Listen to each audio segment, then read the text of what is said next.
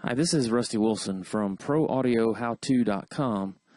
So, wanted to really quickly do a video explaining how to use automation groups to perform non-destructive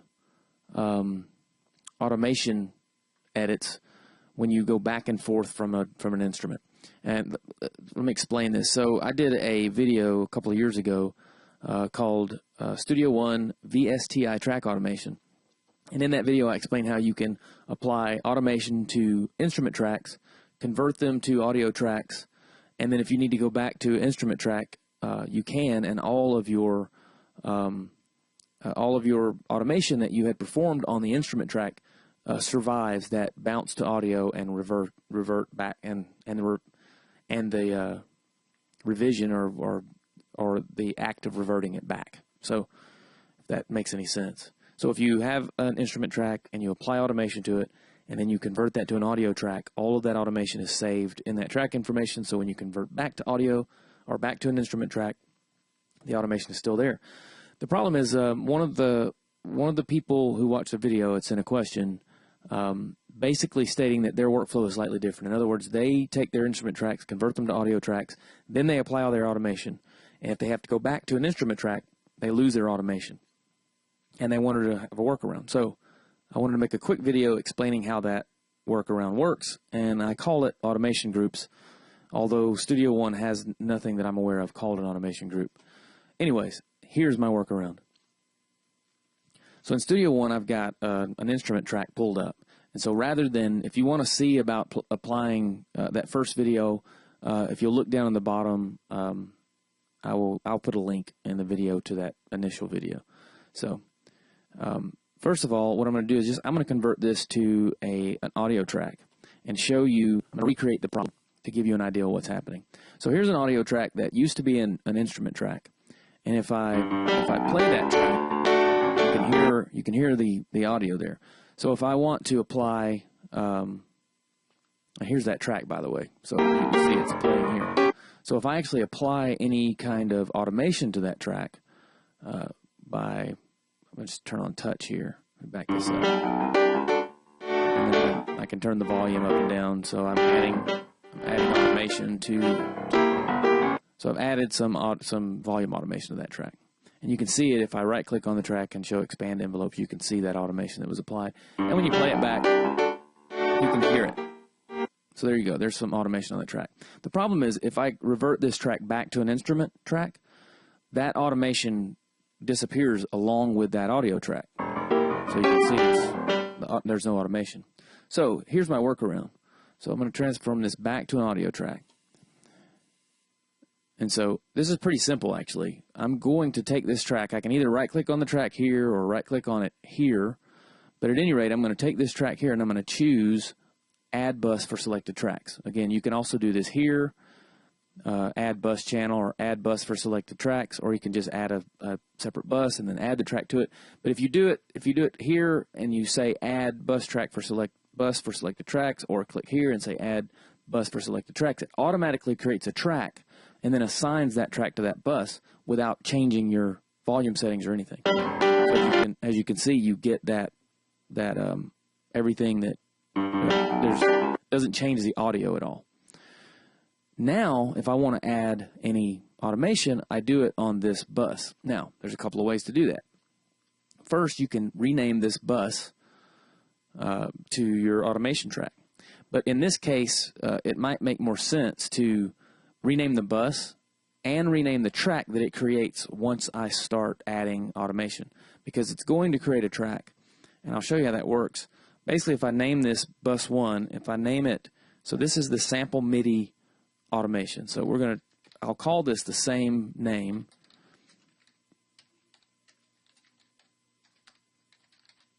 And so I realize that's a long name, and it makes it very long there. But the reason I do this is because now I know that this track is tied to this automation. I could also call it automation group 1 or whatever, or I could just leave it bus 1. But this is a way to, I just want to tie these tracks together. So if I perform my edits on this channel, then it doesn't apply it to the actual waveform itself, but it applies it to the bus that is outputting the channel. So you can see that automation is applied, and it's applied to this bus rather than the channel. And you see it created a track simply to store that automation, right? So I can rename that track too as automation group 1, or and well, I'll just call it automation group 1. So there's an automation group track, and I suppose if I had multiple tracks, I could do the same thing, and I could probably put well, let's see if I were to duplicate this audio track just for fun. We'll duplicate the audio track with events. So we've got this, and so I'm going to create another automation track now. So now there's another automation track, and of course this one got the bus 1. We'll call this one sample MIDI 2 automation. I'm going to turn this to read, and I'm going to set this one to touch as well, and I'm going to do the same sort of thing. I'm going to just play the audio, and now I'm going to perform it on this track.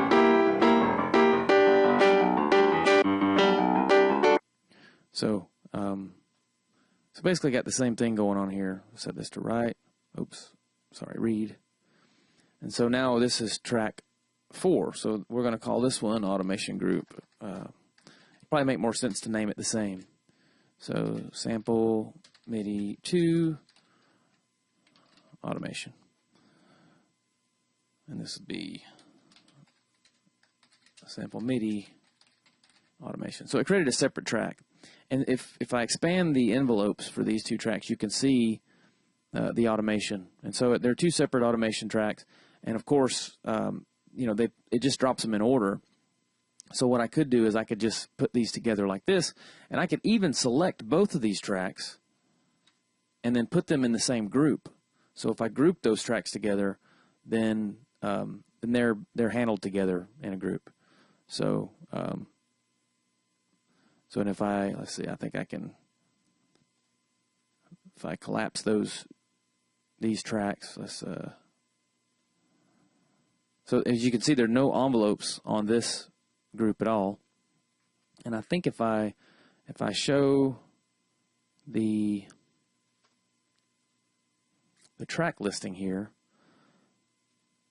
then there you can turn the envelopes on and off that way, and then there are, so anyways, I don't want to get this thing too complicated, but basically you can see that I've created a 2 separate tracks. One is, or I've taken the existing audio tracks and added automation tracks to them. So now, if for whatever reason I needed to convert this second track, actually I think because that's copied, I can't do that because that's a duplicated track. But this first track, I can revert it to an instrument. I got to dissolve the group because they're part of a group. So if I want to make this back to an instrument track, if I transform it back to an instrument track, so it turns back to an instrument track, and you can see the automation that I created for that track is still there. But now you don't have the, you can see you don't have no automation. No automation is being impacted, but I can keep it by simply going to my presence, which is our instrument here, and changing the output to the correct automation track. So now our automation tracks are both set up, and my instrument is being impacted. I'm going to go ahead and get rid of this track because I don't need it anymore. Of course, this track is now useless because there are no instruments being sent to it, so I'll get rid of that. But so you can see that the automation track is there, and it's being, let me remove this. Is that the right one?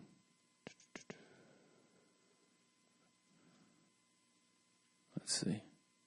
Yeah. So we don't need.